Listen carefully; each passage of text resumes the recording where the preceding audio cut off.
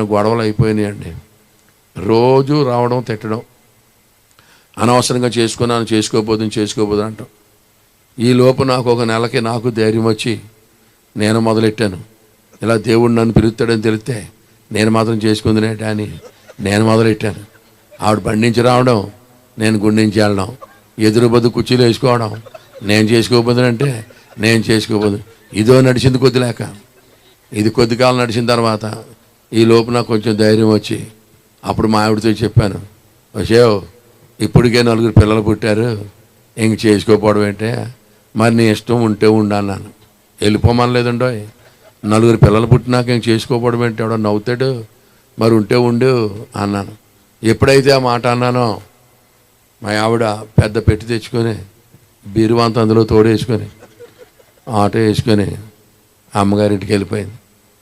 దేవుని బిడ్డలారా, మా అత్తగారు, మా మామగారు, మా పిల్లలు, మా ఆవిడ వాళ్ళందరూ ఒక చోట ఉన్నారు, నేను ఒక్కడిని ఒక చోట ఉన్నాను. ఈవిడ ఎప్పుడైతే వెళ్ళిపోయిందో వంటగది క్లోజ్ అయిపోయింది, ఇంకా కిచెన్ క్లోజ్ అయిపోయింది. అంటే ఎప్పటి నుంచో అనుకుంటున్నాం ఉపవాసం ఉండాలి, కుదిరేది కాదు.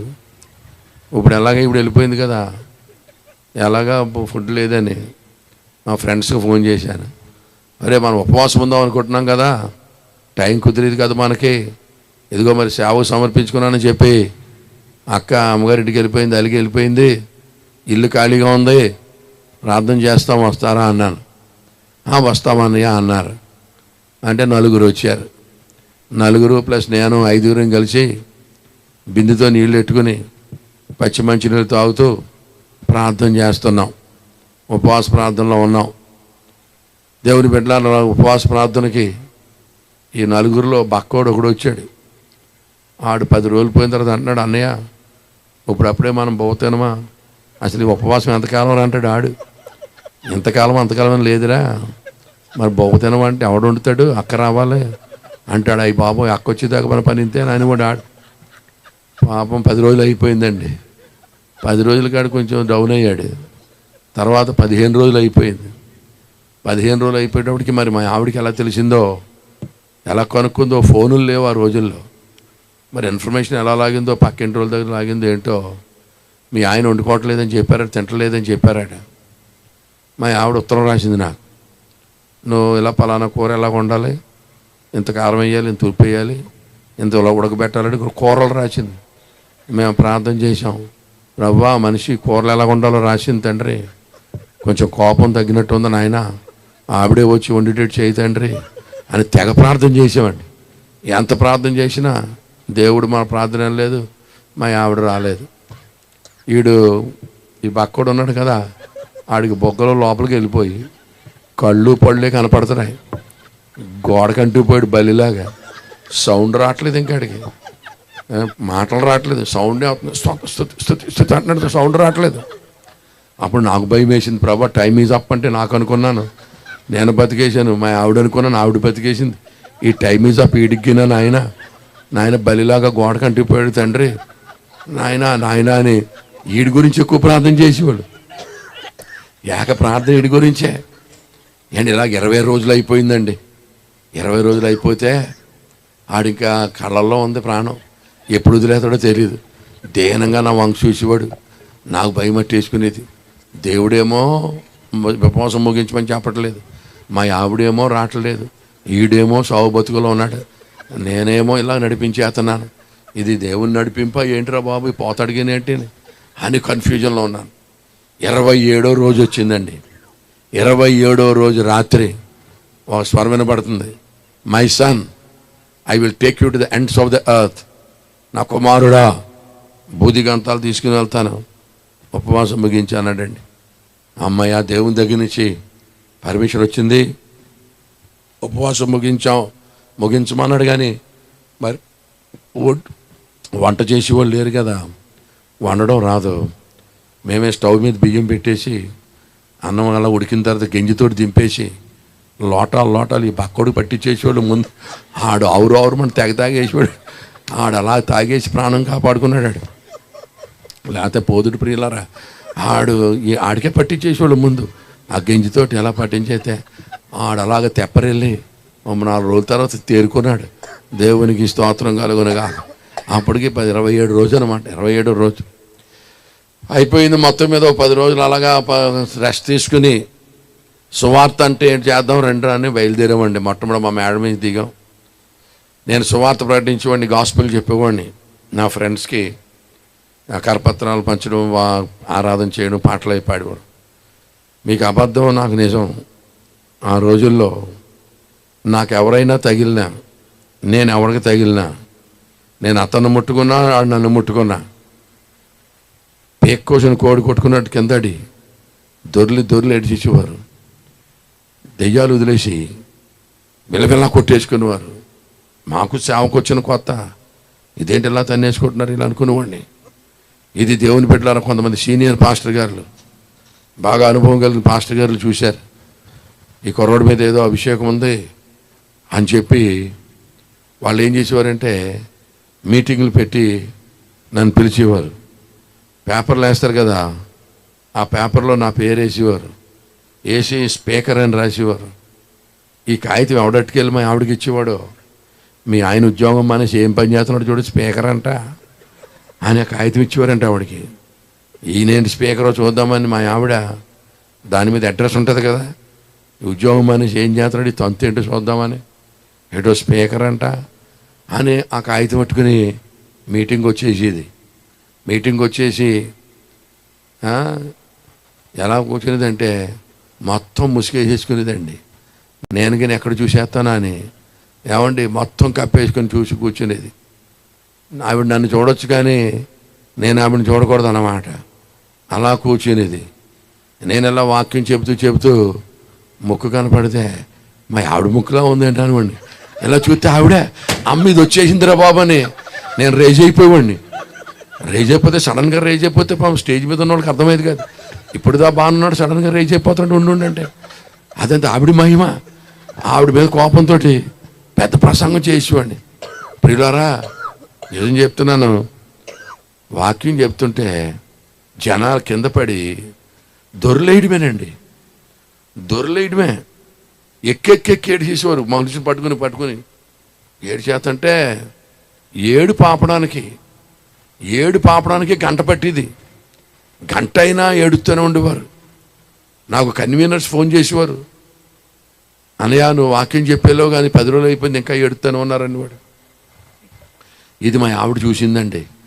ఈ ఏడుపులు ఏంటి, పెడబొబ్బులు ఏంటి, పశ్చాత్తాపం ఏంటి బాబోయ్, మామూలు మనుషులు మాట్లాడితే అవుతుంది ఏంటి, ఇది నిజంగానే దేవుని ఆత్మలా ఉంది, ఈయనకి నిజంగానే దేవుని పిలుపు ఉంటుంది, లేకపోతే ఈ పశ్చాత్తం అయిపోయింది మీ ఏడుపులు ఏంటి, కన్నీరు ఏంటి, ఇటువంటి వాడు గడ్డి వెళ్తే మా అమ్మకి నాన్నకు అవుతాయి కూతుర్ని, నేను కానీ పోతానేమో అని ఆవిడ భయం వేసేసి ఒక పెట్టెట్టుకెళ్ళిన ఆవిడ 2 పెట్టెలను వచ్చేసి ఒకటే మాట అంది, నువ్వు నిశ్చయముగా దైవజనుడు అని నాకు అర్థమైపోయింది, నీకు దేవుని పిలుపు ఉంది, దేవుని సేవ పిలిచాడు దేవుడు నిన్ను, నీకు ఫుల్ పర్మిషన్ అందండి.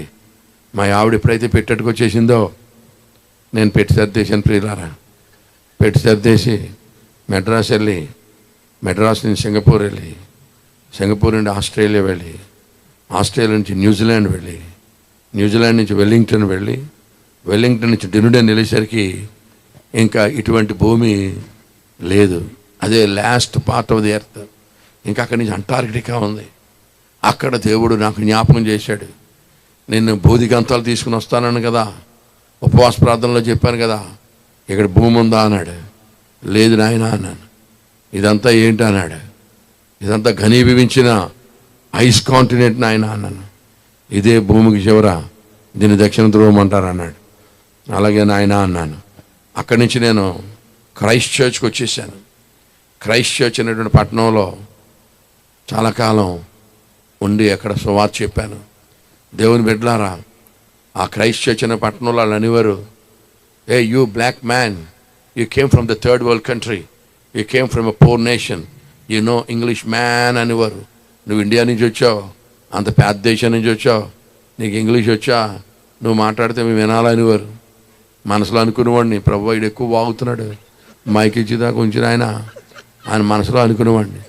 తర్వాత నేను వాక్యం చెప్తూ ఉంటే according to Byron, according to Keats, according to Chesterton, according to Milton అని కోట్ చేస్తూ ఉంటే, పోయిట్స్ని కోట్ చేస్తూ ఉంటే, లిటరేచర్లోంచి బైబిల్ లిటరేచర్లో మాట్లాడుతుంటే దొరలు నోరావలించేసి, ఓరి బాబు ఇన్ని పుస్తకాలు ఎక్కడ చదవో, ఎంత ఇంగ్లీష్ నీకు ఎక్కడ వచ్చిందిరా అన్నాడు. అప్పుడు నేను అన్నాను, ఇది సడన్గా వచ్చింది కాదురా, చిన్నప్పుడు తుప్పల దగ్గర నుంచి స్టార్ట్ చేశాను. అది వల్ల ఎక్కడి నుంచి మొదలెట్టనేది, తుప్పల దగ్గర నుంచి మొదలెట్టుకొచ్చాను. నోరు మూసి నేనండి అని మనసులో అనుకునేవాడు. అనుకుంటే తర్వాత తగ్గుచి పేపర్లో వేసేవారు. ఇలాగ న్యూజిలాండ్ దేశంలో చాలా కాలం పరిచయం చేసి ఇండియా వచ్చేసాను. ఇండియా రాగానే మా ఆవిడ అందే, చాలా కాలం ఫారెన్లో ఉండొస్తున్నావు, కొంచెం రంగు వస్తావేమో అనుకున్నాను అందే. నేనన్నాను, మన దేవుడు మారని దేవుడు, మన రంగు మారదా, నువ్వు అటువంటి ఆశలు ఏం పెట్టుకోక, ఫారెన్లో ఉంటే రంగు వచ్చేస్తారేంటి అన్నాను. అక్కడన్నా మారుతావేమో అనుకున్నాను అంటుంది. ఎందుకు మారుతాం అలాగా అని మనసులో అనుకున్నాను. అనుకుని ఇండియా వచ్చేసి ఇండియాలో యూత్ ఛాలెంజ్ అనే ఆర్గనైజేషన్ స్టార్ట్ చేశాను. యవ్వనుల సవాలు చెప్పండి, యూత్ ఛాలెంజ్ అనే ఆర్గనైజేషన్ స్టార్ట్ చేశాను. మా ఆవిడ ఒకతే కూతురు, మా మామగారు పోర్ట్లో ఆఫీసర్ అని చెప్పాను కదా. మా మామగారు చాలా బంగారం ఇచ్చాడు మా ఆవిడకి. 1.5 కేజీ పైన ఉంటుంది, 1.5 కేజీ పావు దగ్గర 2 కేజీలో గోల్డ్ ఇచ్చాడు. చాలా హారాలు, గాజులు, గొలుసులు చాలా ఇచ్చాడు. నేను ఏం చేసేవాడినంటే మీటింగ్ పెట్టినప్పుడల్లా, యూత్ మీటింగ్ పెట్టినప్పుడు మా ఆవిడ గాజులు కానీ గొలుసులు కానీ ఇచ్చేది. వాటిని కరిగించి గోల్డ్ మెడల్ తయారు చేసేవాడిని. గోల్డ్ మెడల్ తయారు చేసి first prize gold medal, second prize silver medal, third prize bronze medal అని అడ్వర్టైజ్ చేసి యూత్ రిట్రీట్స్ కండక్ట్ చేసేవాడిని. ఈ బంగారు పథకం పట్టుకుపోదామని గోల్డ్ కోసం వచ్చేసేవారు. అప్పుడు నేను సువార్త చెప్పి వేస్తే చాలామంది యవనస్తులు రక్షణ పొందేవారు, చాలామంది దేవుని సేవకి సమర్పించుకునేవారు. అలాగా రిట్రీట్స్ కండక్ట్ చేశాను. 150 మంది సేవకులను తయారు చేసి ఇంచుమించు 308 సంఘాలు స్థాపించడానికి దేవుడు సాయం చేశాడు. ఎలాగున మా ఎలాగున బంగారం చాలా మట్టుకు మా ఆవిడ నాకు ఇచ్చింది. దాన్నే అత్తగారి సొమ్ము ఏంటిదా, అల్లుడు దారైన మొత్తం సేవకే ఖర్చు పెట్టాను. దేవునికి స్తోత్రం కలుగునుగాక. ఎలాగున నేను పరిచర్య చేస్తూ చాలా సంఘాలు స్థాపించడం జరిగింది. ప్రియ దేవుని బిడ్డలారా, చాలా సెన్సిటివ్ ఏరియాస్లో నేను ప్రసంగాలు చేస్తూ ఉంటాను. చాలాసార్లు నా మీదకి కూడా చిన్న దాడి జరిగింది. దేవుడు ఆశ్చర్యరీతిగా నన్ను తప్పించాడు. ప్రియులారా, ఒకసారి కాకినాడలోనే ఇటువంటి సభలో మాట్లాడుతుంటే మరి ఏ టీమ్స్ అవి కొన్ని టీమ్స్ వచ్చేసినాయి కొట్టేయడానికి. ప్రియులారా, కర్రలు పట్టుకుని వచ్చేసారు కొట్టడానికి. ఎవడో ఇచ్చాడంటే సలహా, కొట్టేసే ముందు లైట్లు ఆర్పి కొట్టేద్దామని. లైట్లు ఆరిపితే నేను కనపడతానా? ఆడు పక్క నుంచే వెళ్ళిపోయాను. ఏడురాడు అన్నాడు. ఎత్తుకోండి ఎదవలారని వచ్చేసాను. అండ్ మన కొట్టడానికి వచ్చినప్పుడు పెద్ద లైట్ తెచ్చుకోవాలి, తప్ప ఉన్న లైట్ ఆరిపోతాడా? ఇక్కడ మెరిసిపోతున్నామా? రంగు తెలియలేదు ఆడికి. యాదవస అన్నాడు. దేవుడు తప్పించాడు. అలా దేవునికి స్తోత్రం కలుగునుగా. అలా చాలాసార్లు దేవుడు తన కృప చూపాడు. దేవునికి స్తోత్రం కలుగునుగాక. హల్లెలూయా చెప్పండి గట్టిగా, హల్లెలూయా. నాకు 9 పిల్లలు. మొదట అమ్మాయి, తర్వాత 3 అబ్బాయిలు. మా పాప ఫస్ట్ పుట్టింది. ఆమె MSc, MPhil, PhD in molecular genetics. She is a scientist and doctor. She was appointed as a director scientific affairs for an American company. మా పాప అలాగ సైంటిస్ట్గా పనిచేస్తుంది, డాక్టర్గా. ముందు పెళ్లి చేశాను. ఫస్ట్ పాప కదా, మొదట అమ్మాయి పెళ్లి చేశాను. 2 పిల్లలు పుట్టారు. ఓ పాప బాబు పుట్టారు మా పాపకి. దాని తర్వాత 3 కొడుకులు. 3 కొడుకులకి ఆషాఢ మాసంలో, అమావాస్యలో, పుష్కరాల్లో 3కి ఒకేసారి పెళ్లి చేశాను. ఈ వింతేంటో చూద్దామని పిలవనోళ్ళు వచ్చేసారు భోజనాలకి. ఎవరో పాస్టర్ గారంట ఆషాఢ మాసంలో, అమావాస్యలో, పుష్కరాల్లో 3కి ఒకేసారి చేస్తున్నారంట. ఈ వింతేంటో చూద్దామని చాలామంది వచ్చేసారు. మీడియా వాళ్ళకి తెలిసింది మీడియా వాళ్ళు కూడా వార్త రాద్దామని వాళ్ళు వచ్చేసారు. ఎవరెవరో టీవీ వాళ్ళు, పేపర్, టీవీ 5 వాళ్ళు ఎవరో వచ్చేసారు. చాలామంది వచ్చేసి నన్ను ఇంటర్వ్యూ చేస్తున్నారు. పెళ్ళి అవుతూ ఉంది. పాస్టర్ గారు, 3 కొడుకులకి ఒకేసారి ఎందుకు చేస్తున్నారు అన్నాడు ఒక అతను. 3 పుట్టారు, మరి ఏం చేయమంటావు అన్నాను. అంటే పక్క టీవీ అతను అంటున్నాడు, ఎంతమంది పుడితే అంతమందికి ఒకసారి చేస్తారండి అంటున్నాడు. నేను అన్నాను, నా పిల్లలు నా ఇష్టం, నీకు నచ్చితే భోంచేసేళ్ళు, మంచి నవాబీ బిర్యానీ ఉందన్నాను. వాళ్ళు ఏమన్నారు తెలుసా? ఏమండి, ఎంత దేవుడు నమ్ముకుంటే మాత్రం, ఎంత పాస్టర్ గారు అయితే మాత్రం మంచి చెడ్డ లేదా? ఆషాఢ మాసంలో, అమావాస్యలో, పైగా పుష్కరాల్లో 3 కొడుకులకి ఎవరైనా చేస్తారా? మంచి చెడ్డ లేదా? మీకు కీడు కలుగుతుంది, చాలా దోషం కలుగుతుంది, పిల్లలు పుట్టరు, మీకు అరిష్టం పడుతుంది అని అన్నారు. నేను అన్నాను, మేలు కీడుల గురించి మీకంటే మాకు బాగా తెలుసు, మీకు నచ్చితే భోంచేసేయాలండి, లేకపోతే వెళ్ళిపోండి అన్నాను. వాళ్ళు అన్నారు, లేదు లేదు పాస్టర్ గారు, మీరు ఇటువంటి పనులు చేస్తే మంచిది కాదు, చాలా కీడు కలుగుతుంది అని చెప్పి ఏమన్నారు తెలుసా? ఇటువంటి సందర్భాల్లో ఇలా చేస్తే పిల్లలు మాత్రం అసలు పుట్టరండి అన్నారు. గర్భదోషం కలుగుతుంది, లేదా పిల్లలు పుట్టరు అన్నారు. అన్ని సంగతులు మాకు తెలిసి మీరు వెళ్ళండి అన్నాను. వాళ్ళు అన్ని పేపర్లో రాశారు, వార్తాపత్రికల్లో చెప్పారు, టీవీల్లో చెప్పారు. పిల్లలు పుట్టరంటే పుట్టరని చెప్పిపోయారు. దేవుడు ఏం చేశాడంటే 3 ఒకేసారి చేసేసానేమో, 3 నెలల తేడాలో 3 కొడుకులు పుట్టేశారు. దాని తర్వాత కానుపులో మళ్ళీ కొడుకులు కూతుళ్ళు పుట్టేశారు. మా ఇల్లు తల్లి పిల్ల హాస్పిటల్ లాగా ఉంది. ఇంటి నిండా పిల్లలే ప్రియులారా. తల్లి పిల్ల హాస్పిటల్కి మాకు తేడా లేదు. 7 మనవలు, మనవరాళ్ళు. ఏదన్నా ఊరి నుంచి వెళ్తుంటే బ్యాగ్ కింద పెట్టుకోగానే తాత తాత అని పరిగెత్తుకుని ఒకడు నడుస్తా, ఒకడు దేగుతా, ఒకడు వచ్చేసి నన్ను ఎత్తుకోండి, నన్ను ఎత్తుకో, నన్ను ఎత్తుకో, నన్ను ఎత్తుకోండి. 2 ఎత్తుకుంటే 3 దొరిలేస్తున్నారు, 3 ఎత్తుకుంటే 2 దొరిలేస్తున్నారు, కాళ్ళకు లొంగేసేస్తున్నారు. పడిపోతాను ఉండండిరా అంటే ఉండట్లేదు. దేవుని బిడ్డ వాళ్ళేమో పిల్లలు పుట్టరని వాళ్ళు అన్నారు. ఇక్కడేమో ఏమంటే తల్లి పిల్ల హాస్పిటల్ లాగా ఇల్లు ఉంది. ఆ చిన్న మందని అమ్మగారికి అప్పచెప్పి ఈ పెద్ద మంద దగ్గరికి వాక్యం చెప్పడానికి వచ్చాను. దేవునికి స్తోత్రం కలుగునుగా. హల్లెలూయా.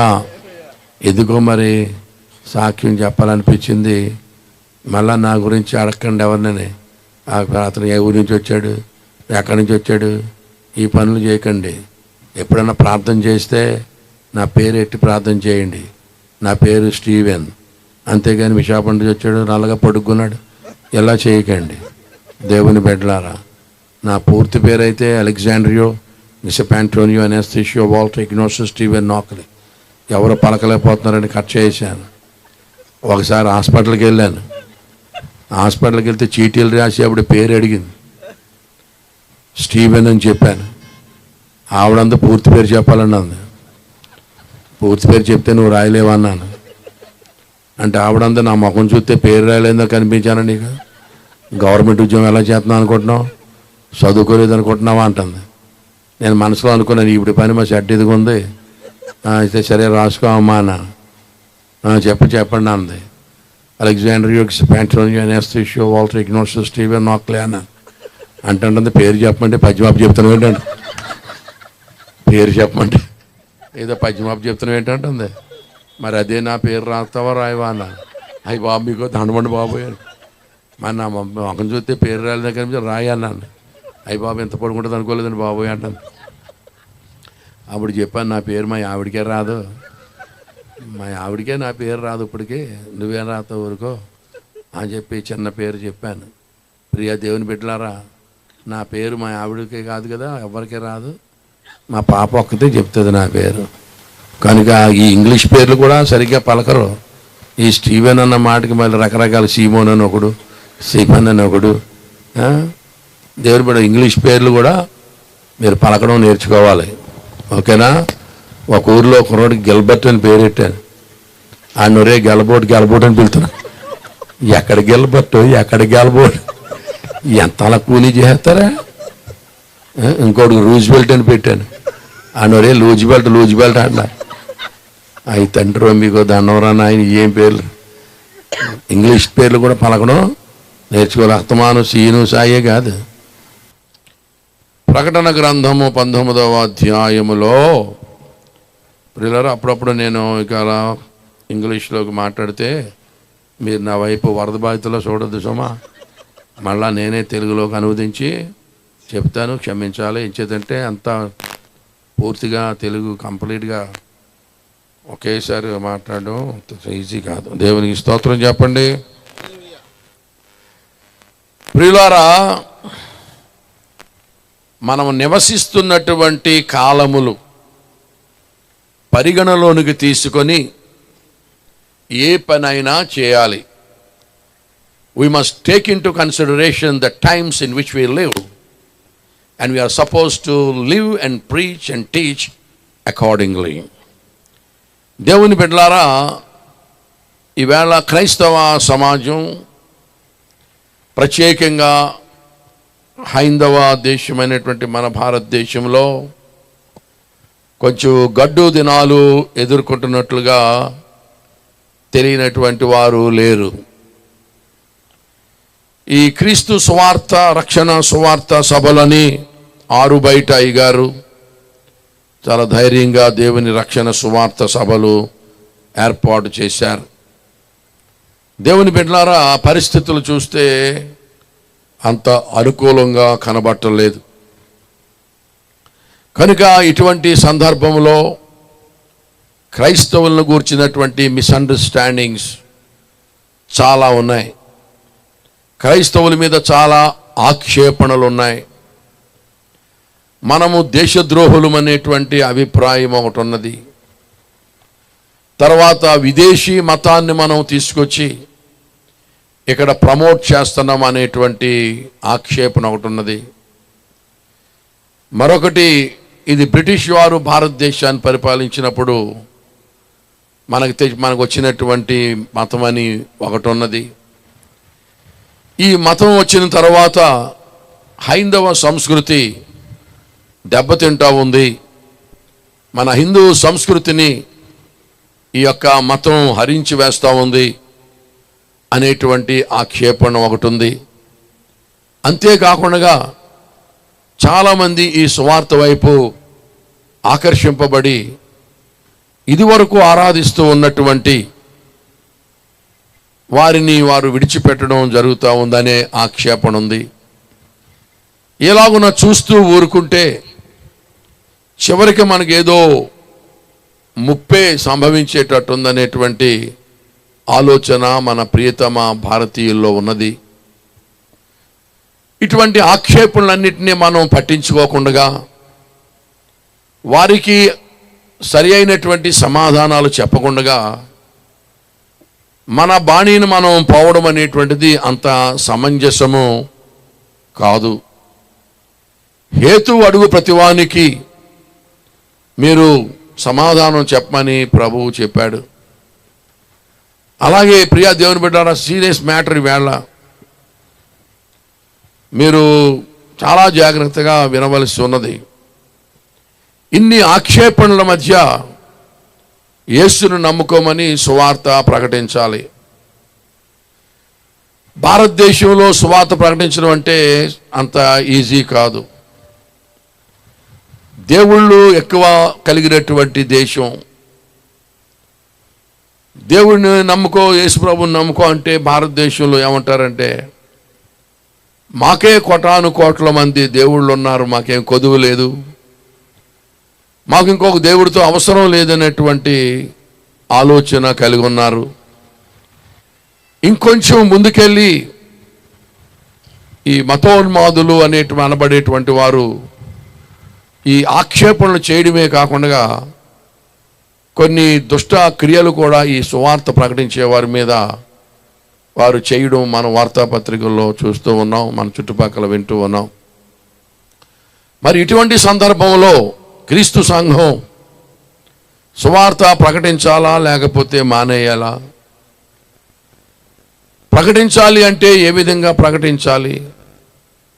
ఈ సువార్త ప్రకటనలో మనం ఏమైనా మార్పు చేయవలసినటువంటి పరిస్థితి ఏమైనా ఉందా అని ఖచ్చితంగా దేవుని సేవకులు కానివ్వండి, సువార్థికులు కానివ్వండి, దేవుని సువార్తను నమ్మినటువంటి సంఘస్థులు కానివ్వండి, ఇవి మనం ఖచ్చితంగా ఆలోచించి తీరవలసినటువంటి రోజులని, ఇప్పటికే it is already high time అని కూడా నేను మెన్షన్ చేస్తూ ఉన్నాను.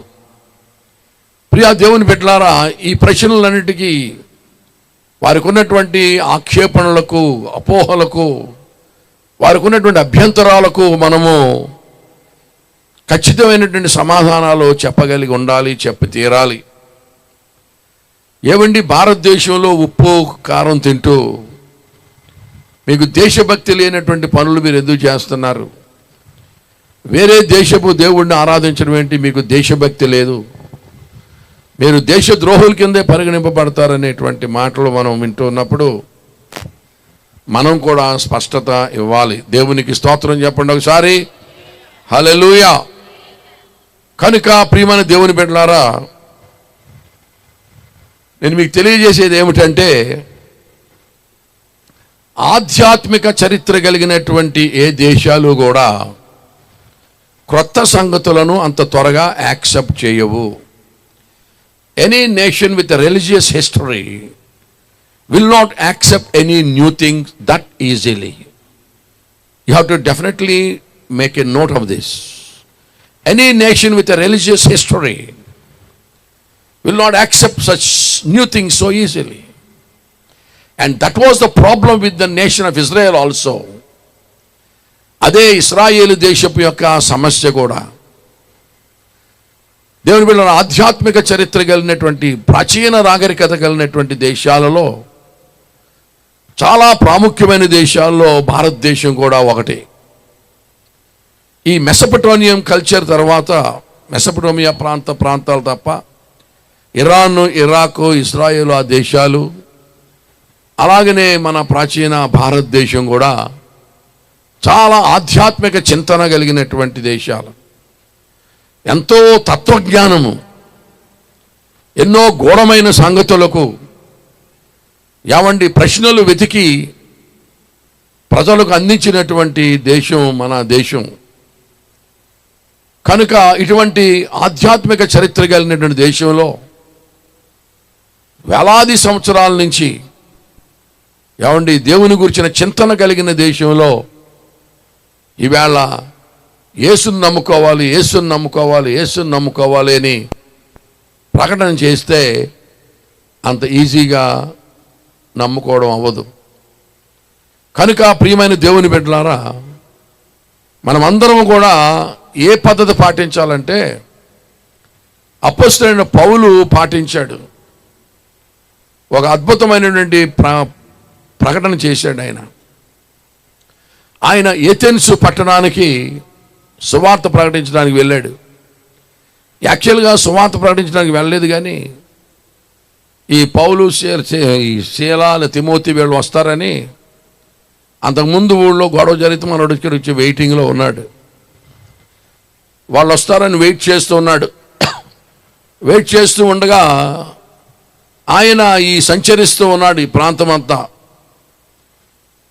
ఈ ఎఫెసీ అనేటువంటి, లేకపోతే ఏథెన్స్ అనే పట్టణం అంతా సంచరిస్తూ ఉంటే పట్టణం అంతా కూడా విగ్రహాలతో నిండిపోయి ఉంది. ఆయన ఆత్మ పరితాపం పట్టలేక ఏడుస్తూ ఉన్నాడు. ఏమిటి ఇంత విగ్రహారాధన? వీళ్ళకి దేవుని గురించిన జ్ఞానం ఎవరు చెప్తారు అని ఆత్మ పరితాపం పట్టలేక, వీళ్ళందరూ అగ్నిగుండానికి వెళ్తారా? ఎవరు తెలియజేస్తారు ఈ ప్రజలకి? ఎలా తెలియజేయాలని ఆయన ఏడుస్తూ ఉండేవాడు.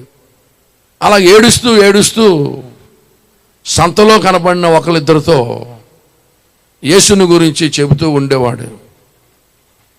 ఈ చెప్పడం కూడా చాలా వెరైటీగా చెప్తూ ఉన్నాడేమో. ఆ మాట ఆ నోట ఈ నోట ఆ పురా ప్రజల యొక్క చెవుల్లో పడ్డది. మన పట్టణంలో ఒక కొత్త మనిషి వచ్చాడు. ఆయన కొన్ని కొత్త సంగతులు చెబుతున్నాడు. చెప్పడం కూడా చాలా వెరైటీగా ఉందని చెప్పి అందరి నోట్లో పడింది. ఏం చేద్దంటే ఏథెన్స్ వాసులకు ఒక అలవాటు ఉందట, ఏంటంటే ప్రతి